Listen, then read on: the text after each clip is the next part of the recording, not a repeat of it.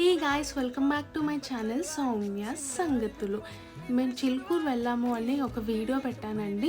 దాంట్లో లంచ్కి మేము వెజ్ మంచూరియా ఆర్డర్ చేసుకున్నామని చెప్పాను కదా. అస్సలు బాగాలేదు అండ్ అసలు తిన్న సాటిస్ఫాక్షన్ కూడా లేకుండే అనమాట. ఆ వీడియో ఎవరైనా చూడకపోతే మాత్రం ఇక్కడ లింక్లో ఇచ్చేస్తాను, వెంటనే వెళ్ళి ఆ ఫుల్ లెంత్ వీడియో అయితే చూడండి. అండ్ ఇక్కడైతే ఇంట్లో చాలా రోజుల నుంచి క్యారెట్స్ అవన్నీ కూడా ఉన్నాయన్నమాట. సో ఇంకా క్యారెట్స్ తిన్నా కూడా రోజుకి ఎన్నని తింటాము, ఒకటేసారి ఇలా చేద్దాము అనేసి వెజ్ మంచూరియాని ఇంట్లోనే చేసుకుందామని అయితే ఫిక్స్ అయిపోయామన్నమాట.